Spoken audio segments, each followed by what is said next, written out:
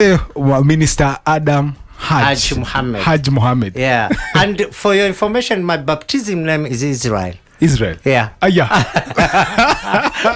Sisi mandugu sasa. But I do use it normally. Yeah. But my baptism name is Israel. Israel. Yeah. Now we have two Israelis too. For those who are Presbyterian, they know a lot because I've worked with Presbyterian church, so they know Israel. But I've maintained Adam Hajj because of the work that I'm doing. Yes. Yeah. Okay. The work that you're doing now, we want to know the work that you're doing. Who is Adam Hajji Mohammed? Adam Hajj is an evangelist. He has 3 missions in this world: to reach the last, the lost, and the least. That's my work. To reach the last, the lost, and the least. Wow. Yeah. The last are people who have never heard about Jesus Christ. They have never heard. Those are Somalis, those are Arabs. I don't know whether you have heard a testimony that I gave, like I think 5 years ago. It was in the border of Wajir and Somalia. So with other missionaries, Kenyans, and they told me that the gospel have reached everywhere. So I told him, okay, I will interpret for you. Let us go to Wajir. There is a family there is a place we are trying to reach, but it was very hard. Yes. Very hard. It was not 5, I think it was 6 years. I can't recall the year. So we went with him. He's my good friend. He's called Ferdinand. We went with him and his team up to there. So we went to the village. It's another journey to the village. And in Somali village, you don't just go.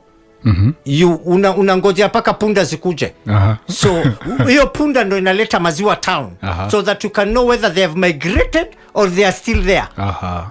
If you read about Kushites, they move from place to place inside. So unangoja punda ikileta maziwa ndo unauliza ile boma bado iko pale ndio. Then you go to that boma, Yeah. So we waited and they come, the informers still there, and we went. So we found an old man. And I decided to start with that old man. So I told him, these are people, they want to talk to you. And he said, no problem. And, in Somali language, there is no word, there is no good word for get saved. It's choose. Choose. Yeah. We don't have get saved. We have choose. So he started telling him about Jesus Christ and how you will get saved. So I will use the word choose Jesus Christ. Choose Jesus Christ. So the man listened. He's an old man. After listening, he told us, you young people, I don't know what's the problem with you. The other time you came here, you said, Moi, we choose. Then you came, Kibaki, we choose. Now it's Jesus. Who is this? Is he that opposition man who brings problem? They completely I've never heard about Christ. Wow. You will go to a place. I've been to Arab countries.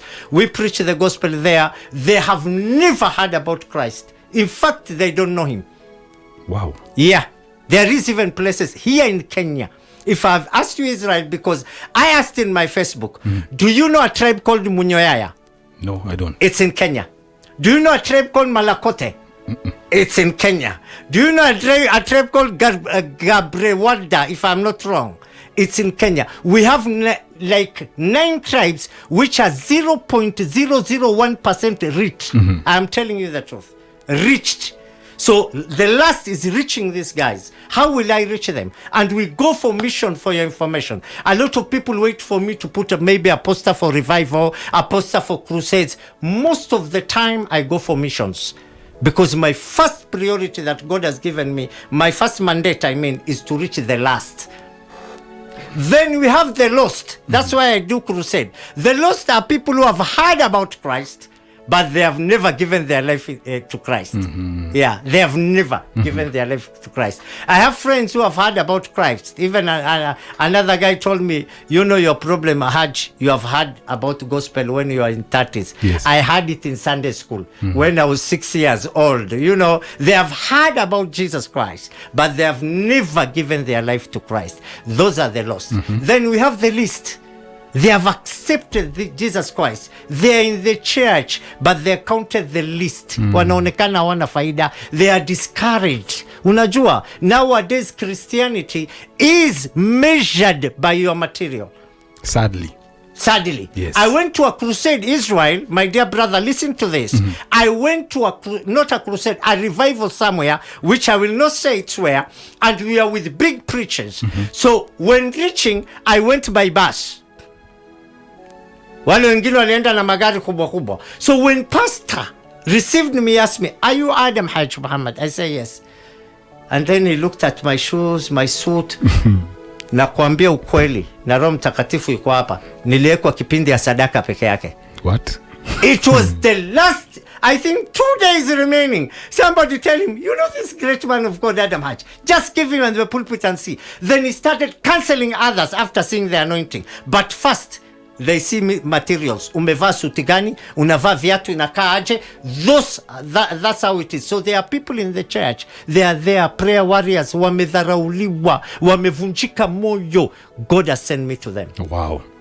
Wow. Now, even before you get to that particular point, yes, I want to know your background. Yes. So Adam Hajji Mohammed, where were you born? In Kismayu. Kismayu. Yeah. This is in... if you have ever heard about pirates, you must know Kismayu. Yeah. That's the deep, I've heard is the deep center of Indian Ocean. I'm not sure. Yes. That kila meli lazima ipite hapo.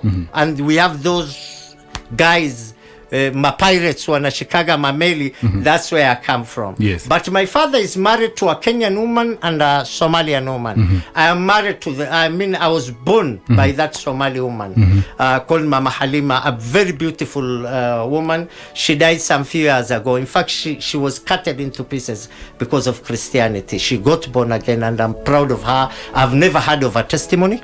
Never heard of a testimony. So let's before we get there, let's get it straight. I'm the firstborn of nearly 7 boys, no girls. We have adopted 2 girls. Yes. So my mother gave birth to 4 boys. I mean 7 boys. I'm sorry for that. And my first language is Arabic. We learn in Arabic everything. So English, I just learned it. So you'll be correcting me here and there, but I think I am good in that, in communication. Yes. I was born in a Muslim. All Somalis are Muslim. Yes. For information, there is no church in Somalia. If you have ever seen one, I've never seen one the whole of my life. Somalia is a Muslim country. Even its constitution is an Islamic one. It's not. It doesn't accept any other religion except Allah. Yeah, that's it. If you become a Christian, not only people will kill you, but even a police is allowed to arrest you. Even a police. Yeah, is allowed to arrest you. Wow. Yes. Even right now. Well, Ukomana. There are a lot of Kenyans you can ask. So I was born there. I went to Markaz when I was 8 years old. My father took me to madrasa, and he swear, there you swear, that the flesh belongs to the imam, the bones belongs to my father, and the spirit belongs to God. That is Allah. That's how my father swear. They take you there to learn religion. Not only religion is not this. You know, there are 2 things people must understand. There is madrasa and there is duksi. Duksi is where you learn Quran and from 24 hours. I didn't go to that. Madrasa is where you learn Quran, but you also learn biology, you learn physikia, chemia, we call it like that. Chemistry. Historia, like history and everything. We learn it, but in Arabic. Yes. So when you go to university, you go to Arab world. You can go to maybe Qatar, Lebanon. I went to Lebanon. I went to Medina University. You can go to an Islam university, not Duksi. So I went to madrasa. Duksi is a bit hardcore. They train you to be a hardcore. But I went to madrasa. So I went when I was 8 years old. That was the last time my mother saw me. She saw me again when I was a grown-up. Why? When you go to madrasa, you go to Sufa. Sufa is boarding. You don't go home again until you are educated. It's like Paul when he said, I've sat under this person for because you learn from Fasulul Awal to Thanawi. It's like, I think 11 years. Then you take another 2 years to say 13 years. You don't see your parents. 13 years. Yes. Wow. You just stay there and learn under the leadership. I've been under Sharif Mohammed bin Said al-Bidh. He taught me Nahu and Lugha. Sharif Mohammed bin Said al-Bidh is the grandson of Prophet Muhammad. So after you finish like secondary school, you start looking for scholars. You stay under the feet of scholar to learn for 2 years. Scholars are those great people who have learned. In Kenya, maybe we have 2-3 scholars. So we have scholars who have learned, who, I don't know, you can't call them professors. They are over professors. Like Sharif Mohammed knows everything. Overhead. He died some few years ago. So I went there. Then I went to Lebanon. Then I went to Medina University.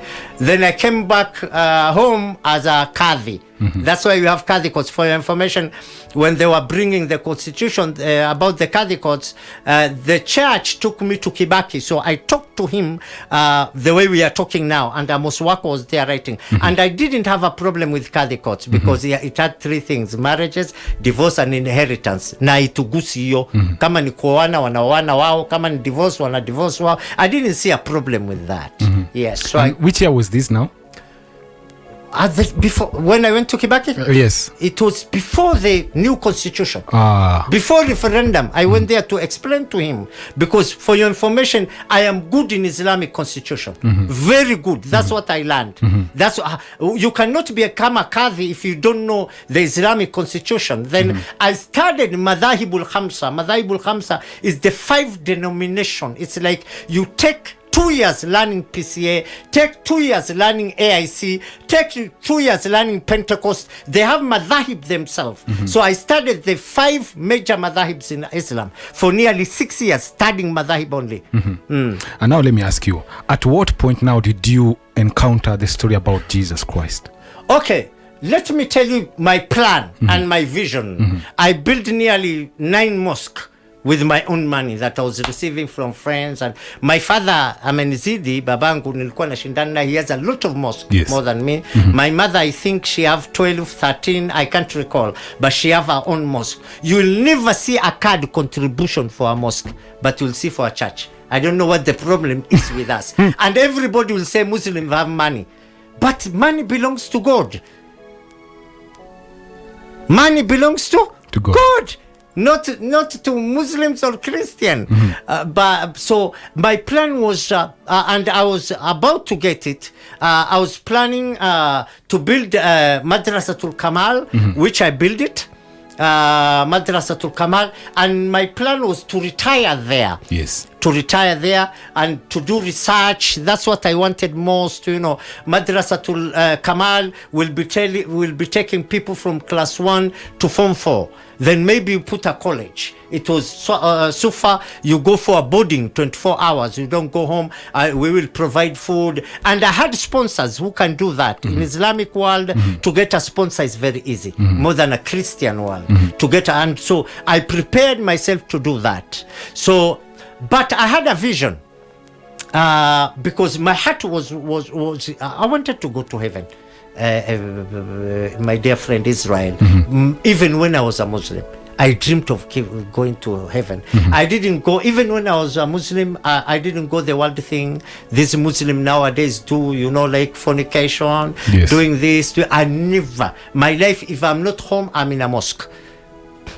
That was even my mama knows, even my friends knows. Maybe visiting a friend and we'll talk about Allah, we'll talk about Jannah, nothing else. Mimi sikuwa na hizo mambo ingine. I was sikuwa even when I was a Muslim.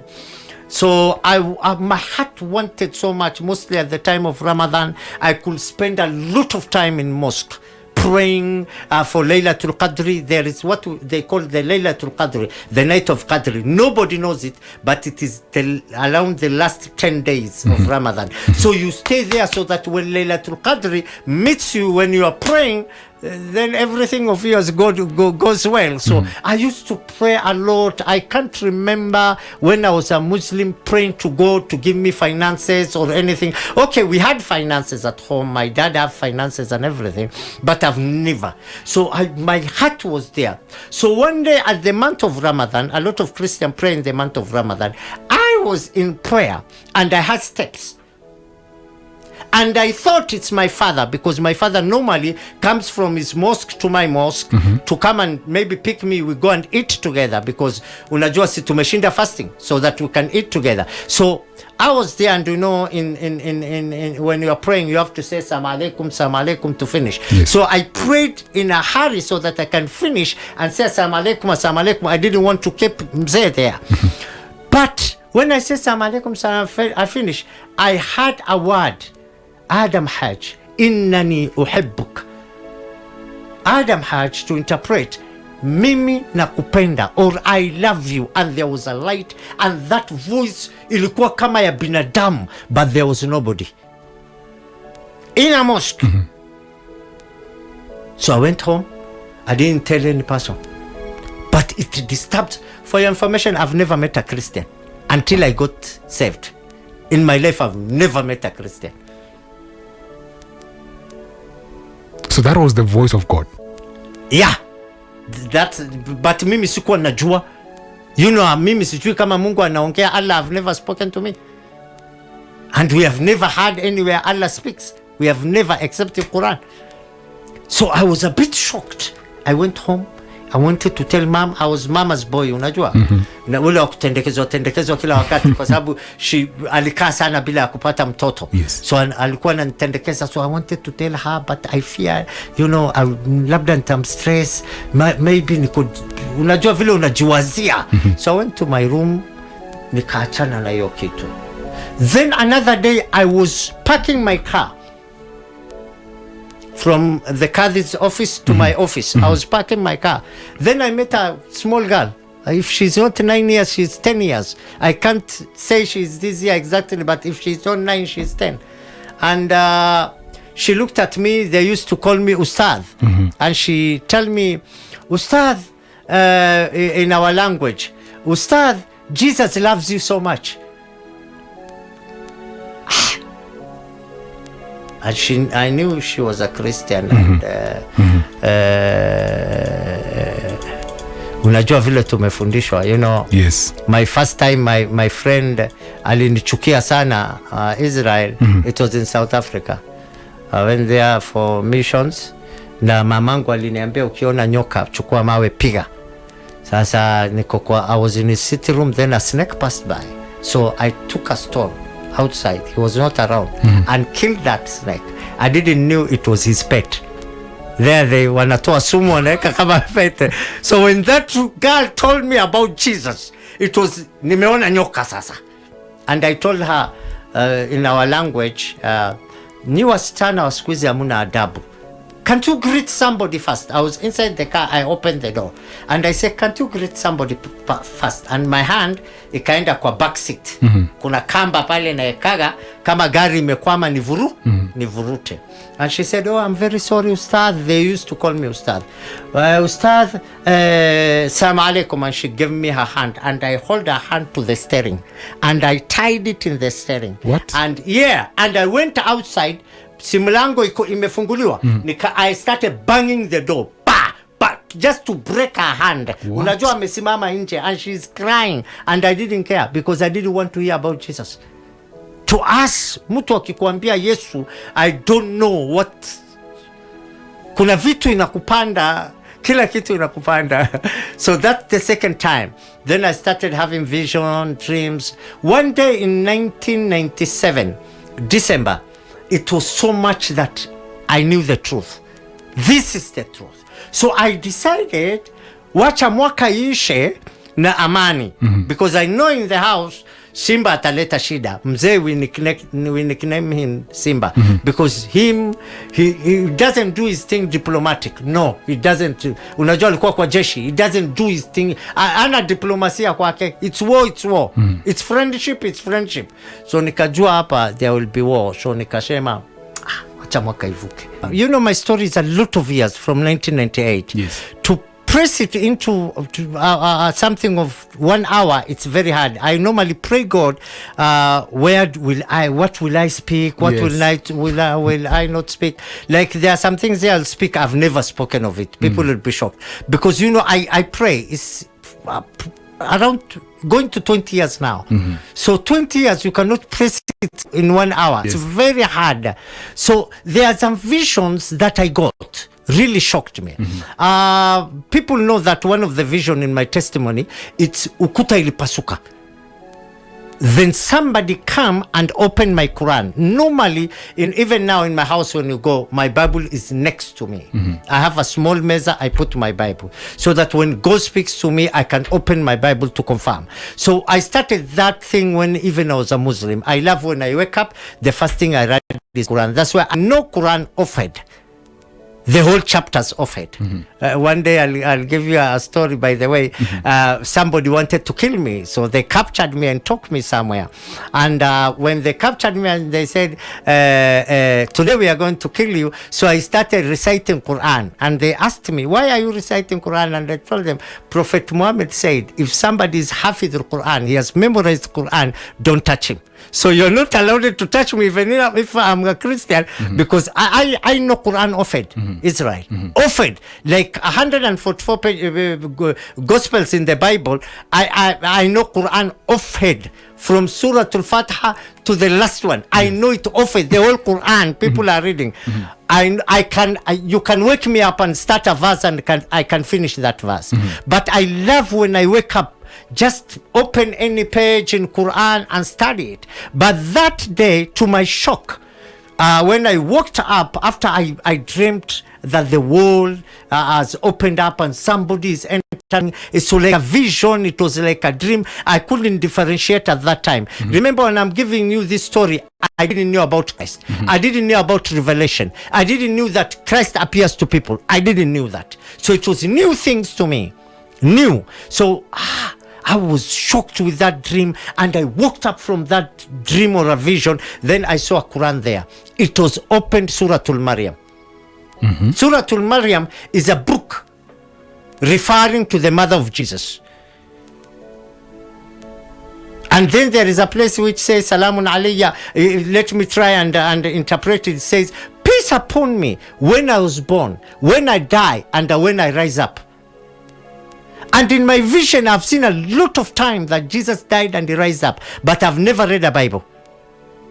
Then I read that. I've memorized it. I've known it for a lot of years. It is there. But that day my eyes open up. So I started reading Surah Al-Maryam afresh. The way he created, a bird, he created it. There are some miracles which Jesus did. They're in Quran, but they are not in Bible. Like, he said, do you want to know who I am? Yes, we want to know. He took a mud. He made it like a bird, which flies. Then he breathed on that bird. And the bird became a living bird. And it flied. So I started reading that, and I knew this man knows where the salvation is. I didn't know he is the way, but I knew this man knows where salvation is. Then in December, I decided, nearly December 1st, I said, wacha hii mwaka ipite. December, utaki kuleta vurugu, ni mwaka mpya. Then on January, I will think about it. And I've never dreamt, that's 1997. 1998, January, I got another vision. I felt an appearance, light and everything. If somebody tells me, describe the Jesus you saw, I can't. And I've never seen, people say, yes, walikuwa na kichwa hivi nini. Me, I can't describe what I saw, but I know it is the Lord. Unajua. Hata yule mwimbaji anasema kitu mimi napenda sana. Anasema tutamjua tukimwona uso kwa uso. Anasema ni tutamjua kwa alama za misumari, si kwa uso. Tutaangalia mkono yake ndio tuone. So the Lord appeared to me. It's when I grow up in the Lord, then I know it's the Lord appeared to me. But it's not like people explain. No, no, and I can't explain.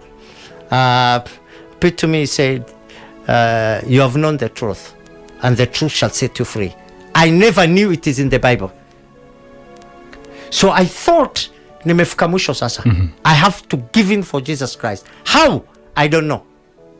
I've never had a Christian. Most of the Christians are NGOs, which are in Somalia. Food for the Hungry. I don't know those NGOs which are in Somalia. They are the ones who bring Christians, but I've never had. But I knew as a Somali when I will be born again, mambo yatakuwa magumu. But I decided, I planned myself, unajua, mwanaume si ni kujipanga Israel. Yes. So I planned myself, if I will be chased, I will run home. Kuna dollar nimeweka, I will take from my bank. I will take those dollars, I will run away. Unajua, where I will reach, where nobody knows me. I will start looking for Christian, pole pole tu nikitafuta. Then I announced in my mosque that I am leaving my position. I have decided to follow Christ. What? You remember in every mosque there are speakers. Yes. So my father heard me from his mosque what I am saying. The committee of the church, the sheikhs, a sheikh is an elder for your information. Yeah. We have Ustad. The sheikh is an elder in the church. So the elders all na unajua kwetu watu wanabeba binduki Israel. Don't forget that. Yes. I went with my friend there. I love giving stories. I went with my friend there, a bishop in Tanzania, my good friend, a bishop of TAG. When I say this, all Tanzanians know him. I went with him to Somalia. He wanted to visit our fellowship there. So we went to the market. Na risasi ikalia, bu bu bu bu bu, na akajificha. And I told him, welcome man. He said, what is that? Nikaambia huku binduki nauzwa kama tomato. So wanaeka risasi, wana taste ndo wanunue.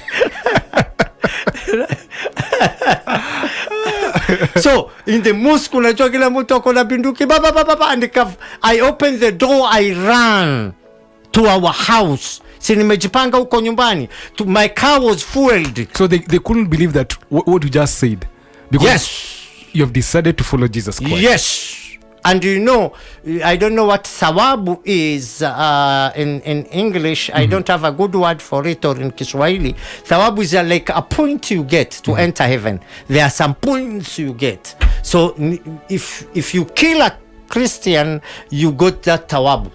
You get those points. Yeah. So that's why they wanted to kill you. Yes, that's the reason. So how did you escape from that point? I ran away. Unajua, at that time they were confused. Some are saying, ni mwenda wazimu. You know, people can't believe fast when I say like that. Yeah. Because they know me. Yeah. Many mtu wa dini. Yeah. You've been a Muslim. Yeah. So I got that opportunity to run away. Yes. But there are some people there, my close friends, who are suspecting me. Don't forget. This thing imeanza 1997. So they were suspecting. Hu jamaa ni nini? Hu jamaa si kama ule wa zamani. Hu jamaa, he reads Suratul Maryam. He read this surah which is about Christians. Hu jamaa, they were suspecting. Unajua, when you have a close friend, you start to change. They are the easiest people to know. Yes. So hao walikuwa shajua. They just prepared for me to announce, but a lot of people didn't know. So I ran. My home is not very far from the mosque that I built. Yes. So I ran home, and guess what? At the gate was Simba. Mzee. He stood in the gate and he told me, Alam Hajj, I heard something in your mosque. From your mosque. Is it true? And I say, Mzee, unajua, we have to sit down, we have to discuss. Mzee told me, when it comes to religion, we don't discuss, we decide. 96.9 FM, Pearl Radio.